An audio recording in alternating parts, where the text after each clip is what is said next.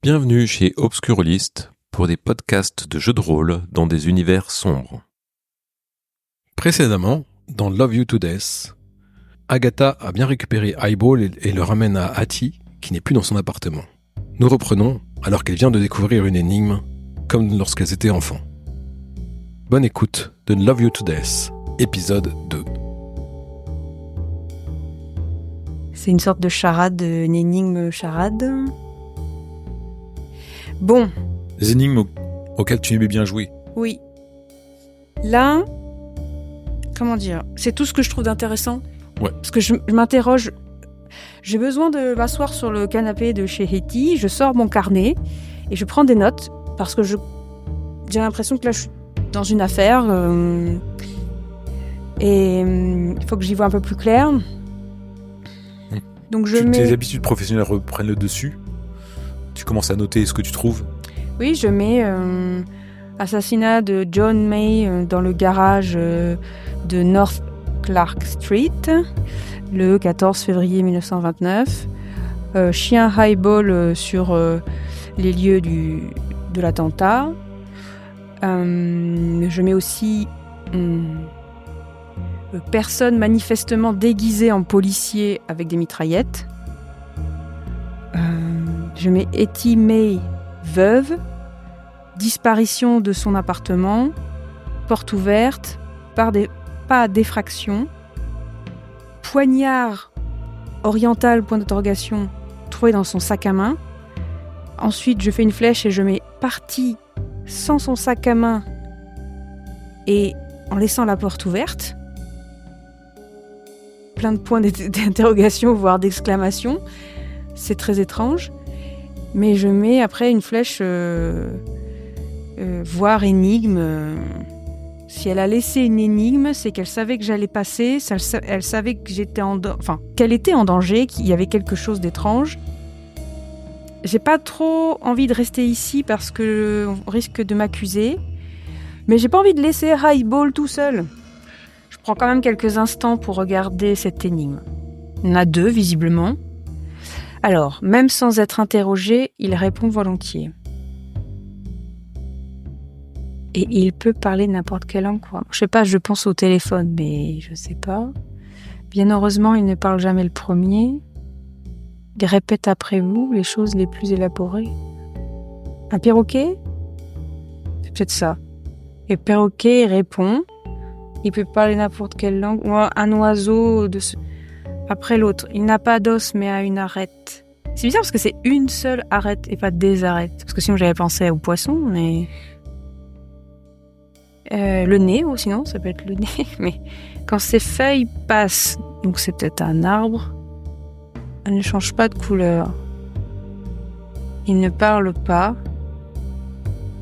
mais n'est pas avare d'histoire. Un livre ? Et le premier, sans être interrogé, il répond volontiers. Un écho ? Oui. Tu es dans le salon de Hattie. En face de toi, il y a une bibliothèque. Ouais, je regarde. J'ai 40 en bibliothèque, je sais pas si... Tu fouilles un peu rapidement la bibliothèque et tu tombes rapidement sur un livre intitulé Echo. Très bien, je prends le livre. Highball s'assoit à côté de toi, en te regardant. Tu prends le livre. C'est pas un roman, mais c'est le journal de Hattie. Pas mal, Hattie. Tu m'as laissé un mot pour que je retrouve ton journal intime, qui est caché dans un faux livre. Pas mal. Toujours aussi doué. Mais qu'est-ce que tu as comme secret, Hattie ? Qu'est-ce que tu m'as pas dit ? Alors, parmi les entrées intéressantes, il y a 1er février 1929. Alors, c'est vraiment... il n'y a pas longtemps. Ah, il y a même... En fait, je regarde la dernière page et c'est aujourd'hui. Alors, je regarde quand même déjà tout de suite aujourd'hui pour voir s'il y a quelque chose de particulier. Alors, elle se demande si c'est sa faute, si John est mort. Est-ce qu'elle aurait pu faire quelque chose pour l'empêcher? Et si Lucille avait raison? Tiens, je sais pas qui c'est, alors j'écris dans mon carnet. Qui va me protéger maintenant que tu es parti? Alors ça, je me demande, quand j'entends protéger, je pense mafia, mais ça peut aussi être juste, c'est son mari. Je suis sûre que quelqu'un me surveille et j'ai très mal à la tête depuis hier. J'espère que Highball me sera rendu. Oui, Etty, j'étais là. Ah d'accord, elle dit qu'elle va aller me voir. Ah oui, en fait, je suis triste à la dernière phrase, il a indiqué « Je me sentirai beaucoup plus en sécurité une fois que Highball sera de retour à la maison. » Je d'hier. Etty, je t'ai loupé.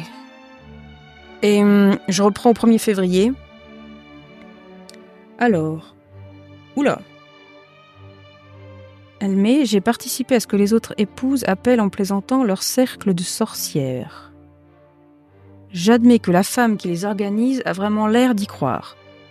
La semaine dernière, apparemment, elle a fait une prédiction à Irène et c'est effectivement arrivé. Lucille Morand, tiens là voilà cette Lucille, était également présente à la réunion et elle a confirmé que bon nombre des prédictions de Mystique Merid se sont réalisées. Alors je fais Mystique Merid. Au cours des derniers mois, depuis le début de ces réunions, qu'est-ce que c'est? C'est une espèce de médium. Je ne suis pas sûre d'approuver ni d'y croire, mais si c'est ce que font toutes les autres femmes, je ferais peut-être mieux d'aller à une autre réunion. Oh là là, Etty, t'es devenue comme ça, toi? Ne serait-ce que pour revoir Lucille. Ah. 11 février 1929. Cette réunion fut bien plus troublante. Je ne sais pas pourquoi Mystique Merid n'arrêtait pas de me regarder droit dans les yeux derrière son voile lorsqu'elle effectuait ses incantations qui, selon elle, lui permettaient de voir le futur. Elle me regardait comme si elle essayait d'entrer dans ma tête et de lire mes pensées. J'ai commencé à avoir un mal de tête épouvantable. Alors j'ai présenté mes excuses et je suis partie. Je ne veux plus jamais retourner à une de ces réunions, même si je ne peux pas expliquer pourquoi. Tout cela m'a vraiment perturbée. J'ai aussi ce sentiment étrange d'avoir déjà rencontré Merid, mais je ne sais plus où ni quand. Et enfin, 12 février 1929, Lucille est venue me voir ce matin et elle était très perturbée. Elle a dit qu'elle avait abandonné des réunions de sorcellerie. Elle m'a aussi dit qu'elle avait le sentiment que j'étais en danger et que quelqu'un avait des visées sur ma vie. Elle m'a donné une amulette en argent. Elle m'a dit de la porter car cela m'aiderait à rester en sécurité. Elle m'a également donné un poignard. Ah voilà. Donc c'est Lucille Moran. Et m'a dit de toujours le porter avec moi pour me protéger. D'accord. Et donc tu ne l'as plus, Etty. C'est pas logique, c'est pas rassurant. Elle m'a fait le mettre dans mon sac à main et m'a fait jurer de m'en séparer à aucun moment. Oui. Si elle me l'avait dit hier soir, je l'aurais prise un peu plus au sérieux, mais maintenant je ne sais pas. Qui peut bien vouloir me faire du mal? J'ai mis l'amulette, une adorable croix d'argent. J'ai rien vu quand je l'ai eue. Tu t'aperçois qu'en fait, sur le collier de Highball... Ah oui, une croix d'argent sur le collier de Highball. C'est un ankh en fait, c'est un ankh d'argent. Cela lui va vraiment bien. Oh, Etty, c'était pas pour ton chien.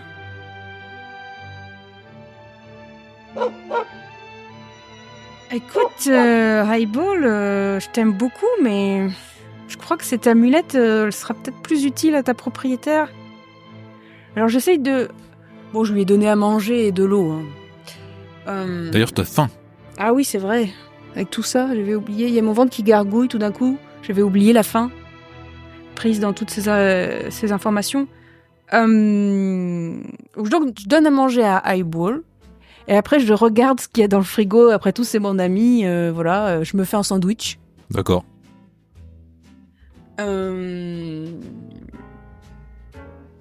Et ensuite, je me dis, je vais tenter d'enlever la croix d'argent qui est sur le collier de Highball. S'il veut pas, je lui laisse.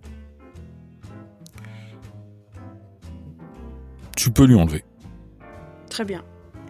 Je prends et Je le mets dans une petite poche de ma veste. Très bien. Je mets pas dans mon sac à main, je la mets sur moi. Parce que je me dis, on sait jamais. Après tout à l'heure, j'ai lu que le chien avait été blessé et qu'il s'était relevé. Alors, c'était peut-être quelqu'un qui avait mal vu, mais il faut que je mette toutes les chances de mon côté. Il y a l'histoire du poignard aussi, ça m'embête. J'aimerais bien le prendre, mais si je le prends, on va considérer ça comme du vol. Bon.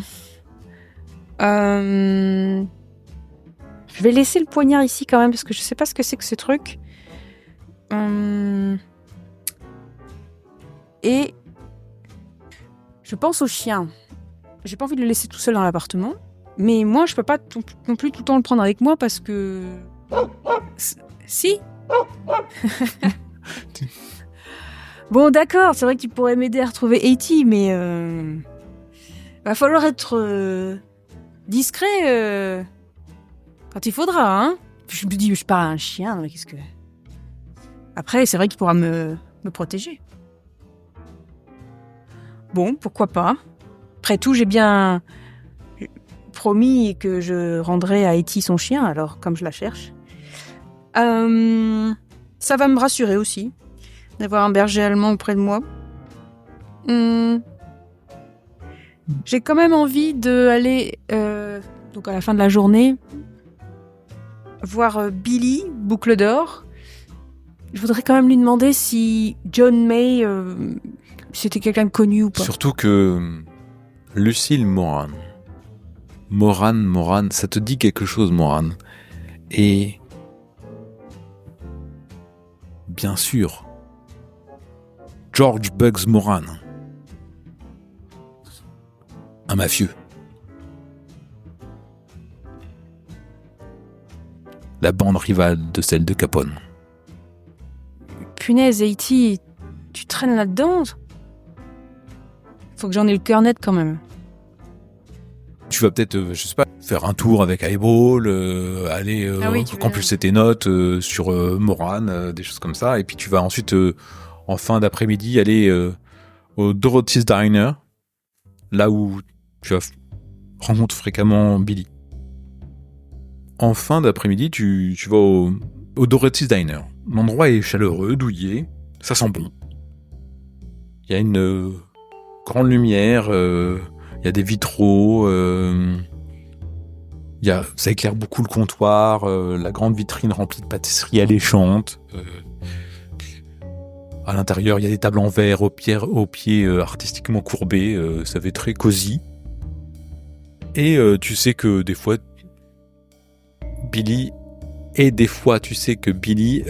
aime bien venir manger une pâtisserie ici. Donc tu y vas avec Eyeball.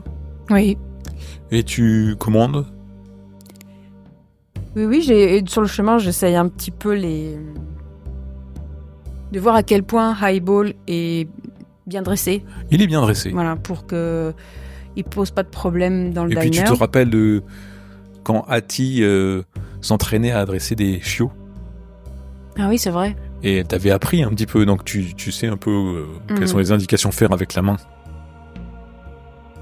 Et donc je me rends au... Il te renifle tout le temps. Et quand tu es assis, il y a Billy qui arrive, qui t'aperçoit à travers la vitrine, qui te fait un geste et qui rentre. À ce moment-là, Eyeball le renifle. Et Billy ça s'interroge, Eyeball le renifle, puis se calme et vient s'asseoir à côté de toi. Et Billy dit « Ah, oui, il est mignon le petit chiot, il est mignon. » Ah, il est grand, hein. Non ? Oui, mais il essaye de se rassurer en fait en faisant un peu son grand.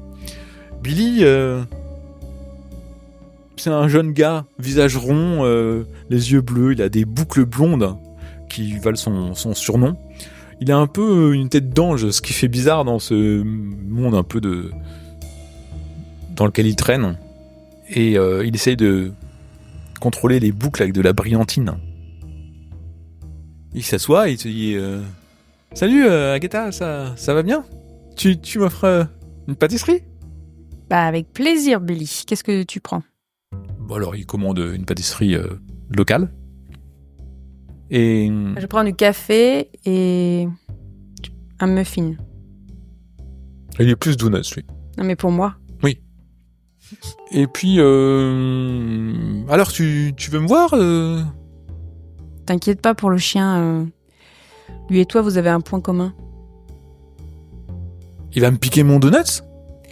Je chuchote. Il aime pas les policiers. Ah, c'est un bon chien, ça. Peut-être que j'y en donnerai un morceau. Bon, j'imagine, évidemment, tout le monde a entendu parler de l'affaire, là. Ouais. Massacre de la Saint-Valentin. Voilà, Saint-Valentin sanglante. T'as raison, hein, faut que je me tienne loin de ces bandes-là qui s'entretuent. Bon, si je te fais venir, Billy, c'est pas pour manger un donut, tu te doutes bien. Et ce chien, il est pas à moi, il est à une amie qui est devenue veuve à cause du massacre d'hier et qui est maintenant disparue. Je voudrais savoir si le nom de John May te dit quelque chose. Ouais, comme ça, là Il était à l'entrepôt. Non, ça me dit rien. John May, non, je vois pas. Est-ce que ils utilisent leur vrai nom? Enfin, il peut pas avoir un autre nom. Ouais, des fois, ils ont des surnoms, mais... Bon, en gros, je cherche à savoir si mon amie avait des liens avec la mafia et je sais qu'elle connaît Lucille Moran et on connaît pas Lucille Moran alors, d'un par seul hasard. coup, il se fige, en fait, il devient assez sérieux. Lucille Moran. Et oui, comment on en vient à la connaître? La donzelle de Bugs. Ah ouais. Lucille Moran. Ouais, je connais un peu Lucille Moran, mais... Tu veux quoi, la rencontrer? Mais... Éventuellement, oui, mais déjà, moi je comprends pas, si son mari, il a aucun lien avec la mafia, comment ça se fait que sa femme, elle connaisse la femme de Bugs? Ah bah, tu sais, je sais pas si son mari... je connais pas, il est peut-être pas connu, ou c'est un mafieux, ou il travaille avec... C'est un mécano, qu'est-ce que tu veux que... Je pense que quand t'es mafieux, tu te... Mais il était quoi? Il était sur les lieux, c'est ça? Oui, dans le garage. Quand t'es un mécano dans un garage de mafieux, t'es pas mafieux, mais t'es proche, quoi. Et tu sais bien comment ça marche là-bas. Les mafieux, ils font leur réunion, et les femmes, elles font leur réunion. Elles entretiennent l'esprit de famille. C'est que, tu vois, le massacre de la Saint-Valentin, là. Je crois qu'en fait, Capone, il voulait buter Moran, mais qu'il l'a pas eu. D'accord. Mais je t'ai rien dit. Enfin bref. Si tu veux rencontrer Lucie, je peux peut-être essayer de voir si je peux faire quelque chose. Oui, je veux bien. Ça va te coûter un bon paquet de pâtisserie, ça. Bouge pas. Il se lève, il sort. T'as l'habitude qu'il fasse ça, en fait. Généralement, il va dans un bar ou chez un boucher du coin passer un coup de fil pour que ça soit plus discret. Peu de temps après, il revient. Alors que Highball louche depuis de nombreuses minutes sur la moitié de donuts qui reste dans l'assiette de Billy. Ok, Agatha, bonne nouvelle. T'as bien de la chance, tu sais. Lucille veut bien te rencontrer aujourd'hui. Je lui ai parlé de Hattie, de son chien. Je peux te donner son adresse. D'accord, je t'écoute. Elle est que pour toi, hein. Bien sûr. C'est au Parkway Hotel. Un hôtel. Ouais. Faut que tu y sois à 19h. Très bien. Et je sors un petit billet pour lui dire voilà de quoi t'acheter d'autres pâtisseries. En fait, Agatha, je préférais que on les prenne ensemble. Je plisse les yeux. D'accord, je reprends le billet.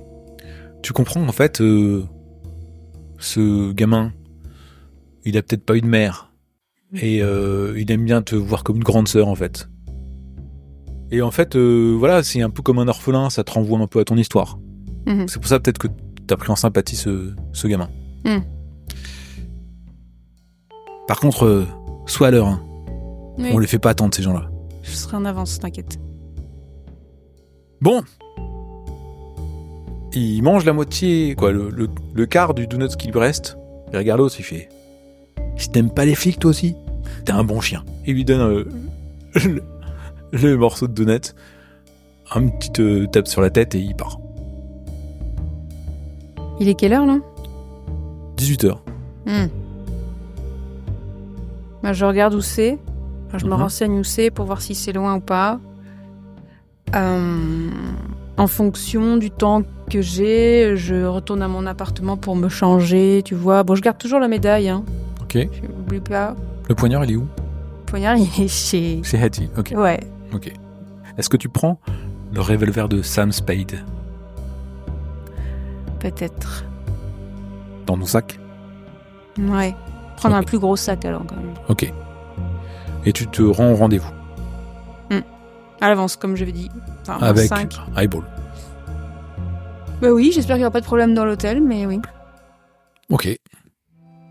Tu arrives sur les lieux. Il y a une femme d'âge moyen, habillée à la mode, brune. Elle est un peu typée turque. Elle a une tenue réellement impeccable. Et en fait, elle te fait monter à sa chambre et te salue poliment. Mademoiselle Agatha.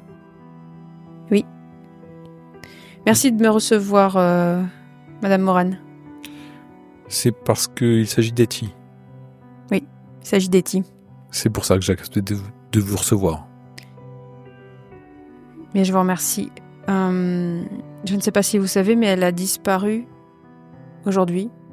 Elle est en danger de mort. Elle doit être retrouvée à tout prix. Oui, je suis d'accord avec vous, mais en fait, je suis en train de découvrir des choses sur mon amie que j'ignorais. J'ignorais qu'elle vous connaissait, déjà. Et je ne sais pas qui la menace. Est-ce que vous savez ? T'interrompant alors que tu lui demandes si elle sait qui la menace, elle te dit mais normalement je lui avais donné de quoi se protéger. Vous parlez d'un poignard au style oriental ? Ce couteau n'était peut-être que temporaire mais quoi, le prêt de ce couteau était peut-être que temporaire, mais sachez ce Kandjar est dans ma famille depuis de nombreuses générations. Et il peut être utilisé pour combattre des êtres qui ne sont pas de ce monde. Mais qu'il est aussi tout à fait pratique pour tuer des gens normaux. Là, j'ai une très mauvaise nouvelle. Etty a disparu. Sa porte était ouverte sans signe d'effraction et elle avait laissé son sac à main avec le poignard dedans. Et l'amulette, je lui avais donné l'amulette. Je fouille dans ma poche, je le sors et c'était sur le collier du chien. Oh, mais non, elle devait la porter, ça protège contre les puissances maléfiques. Qu'est-ce que vous me racontez là ? Etty a sûrement été enlevée par un gang opposé. Non, je crois que c'est... Comme otage ou... C'est cette mystique Merid qui... À quoi elle ressemble cette femme ? Mystique Merid. Plutôt séduisante, brune, les yeux, je sais plus, vert peut-être. Mais là, je comprends pas là. Maléfique, qu'est-ce que c'est que ces histoires T'as l'impression qu'elle est pas à l'aise en fait quand tu parles de ça.